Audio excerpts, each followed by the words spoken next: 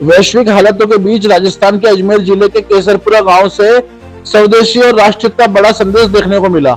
यहाँ उप मुख्यमंत्री दिया कुमारी ने नवनिर्मित ग्राम पंचायत भवन का लोकार्पण किया और लोगों से राष्ट्रहित में अपनी भूमिका निभाने की अपील की। किसानगंज पंचायत समिति के केसरपुरा में आयोजित समारोह में केंद्रीय कृषि राज्य मंत्री भागीरथ चौधरी सहित कई जनप्रतिनिधि और बड़ी संख्या में ग्रामीण मौजूद रहे। इस दौरान डिप्टी सीएम दिया कुमारी ने कहा कि वैश्विक संकट के दौर में हर नागरिक की जिम्मेदारी बढ़ जाती है और प्रधानमंत्री नरेंद्र मोदी के स्वदेशी संदेश को जन जन तक पहुंचाना जरूरी है। उन्होंने ग्रामरथ अभियान और संस्था चौपालों के जरिए मिल रहे ग्रामीणों के सुझाव को सरकार तक पहुंचाने की बात कही। साथ ही उन्होंने कहा कि भाजपा केवल चुनाव के समय नहीं बल्कि हर समय जनता के सुख दुख में साथ खड़ी रहने वाली सरकार है। वहीं केंद्रीय मंत्री भागीरथ चौधरी ने किसानों को बदलते समय के साथ जैविक खेती अपनाने की सलाह दी। कार्यक्रम के बाद उप मुख्यमंत्री जयपुर के लिए रवाना हो गए। विभाग भी हमारा यही विभाग है और मुझे लगता है जिस तरह से पूरे जिले में ये काम कर रहे हैं लगातार बहुत बदलाव आया है।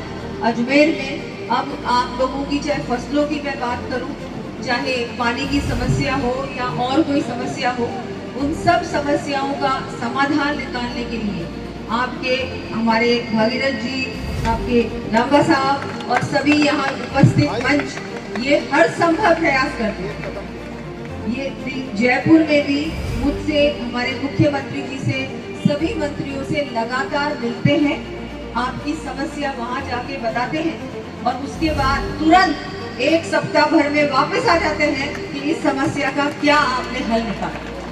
तो आपको ऐसी सेवा भावना वाले ऐसे जनप्रतिनिधि मिले हैं। आप सब लोग बहुत ही भाग्यशाली कि आपको ऐसे जनप्रतिनिधि मिले। मेरे लिए भी बहुत खुशी की बात है और गर्व की बात भी है कि मैं भी आपकी प्रभारी मंत्री हूँ अजमेर और ब्यावर। तो आप लोगों के बीच आना जाना मेरा रहता है, कोई ना कोई कारण से, अभियान के माध्यम से, रिव्यू बैठक के माध्यम से आप लोगों के बीच आना जाना मेरा रहता है, आगे भी रहेगा। आज हम लोग जो यहाँ उपस्थित हुए हैं, हमारी ग्राम चौपाल है, ग्राम विकास चौपाल।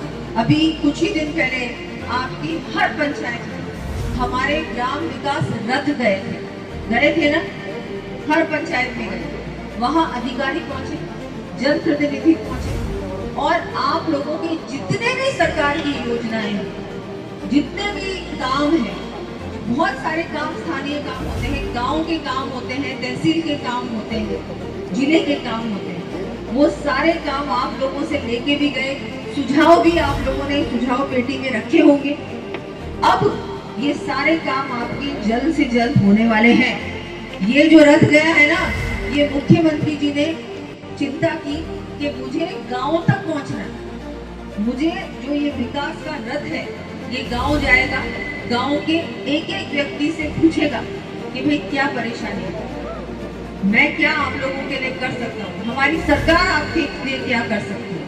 और अधिकारी भी उनके साथ जाएंगे, अधिकारी गए होंगे सब आपके जितने भी पंचायतों में रथ घुमा है और सभी पंचायतों में रथ घुमा है, वहाँ पर आपको अधिकारियों ने भी जो भी समस्या है, कोई अगर किसी योजना से नहीं जुड़ पाया या पानी की समस्या, कोई भी समस्या, वो सारी समस्याएं आपकी सुनी भी है।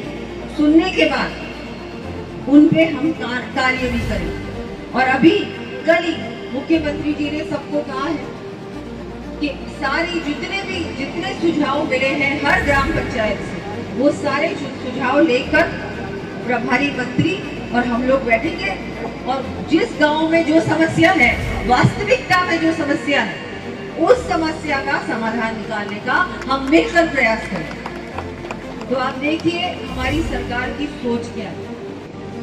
सरकार आपके गांव में आ रही है, सरकार आपके बीच बार बार आ रही है, चाहे मुख्यमंत्री जी हो, चाहे मंत्री हो, चाहे विधायक हो, सांसद हो, सब लगातार आपके बीच आ रहे हैं, चाहे भारतीय जनता पार्टी का कार्यकर्ता ही क्यों न हो। ये हमारी सरकार की मानसिकता है कि जनता के पास सिर्फ वोट लेने नहीं जाना है, जनता के पास 5 साल में बार बार जाना है, क्योंकि जनता को लगना चाहिए कि मेरी सरकार है, ये मेरी सेवा करने वाली सरकार है।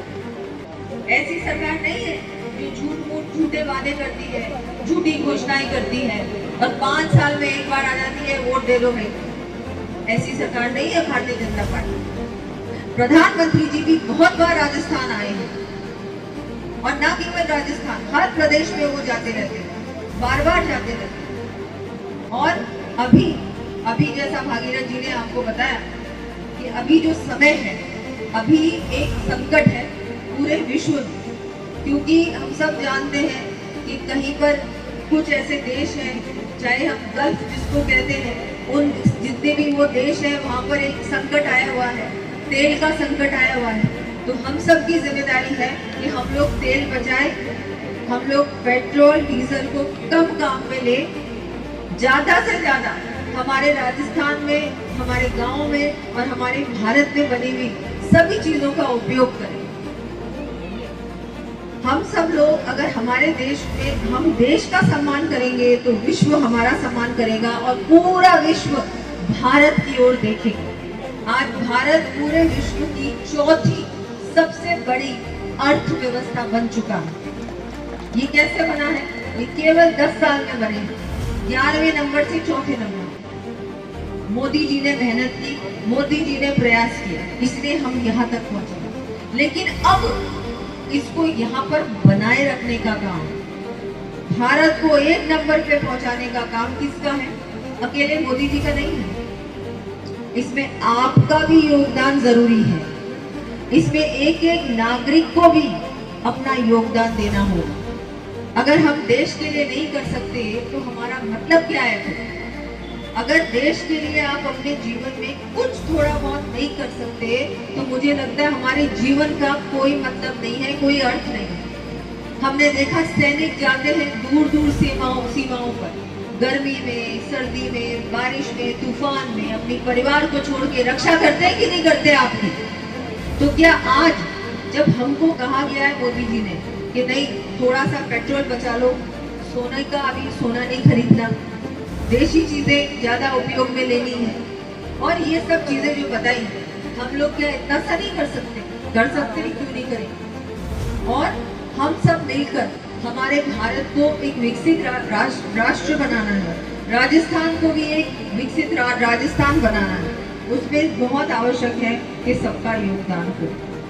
तो मैं तो यही कहूंगी कि ऐसे अच्छे अच्छे काम आप लोग करते जाएं। बाकी सड़क, पानी, बिजली, ये सारी समस्याएं हैं। ये समस्याएं तो मैं आपको बताऊं ना आज खत्म होंगी ना कल खत्म। सड़कें बनेंगी, जो हमारी सरकार है ना सड़कों पे ध्यान देती है, पानी पे ध्यान देती है, बिजली पे ध्यान देती है। बिजली की कटौती कम हुई कि नहीं हुई? पहले जो होती थी कांग्रेस सरकार के समय होती थी, अब कम हुई। सड़कें भी प्रयास कर रहे हैं कि जल्द से जल्द ठीक हो। लेकिन मैं ये कहना चाह रही हूँ कि विकास का काम कभी रुकता नहीं और कभी हम संतुष्ट भी नहीं हो सकते कि भी 100% विकास हो, ऐसा नहीं है।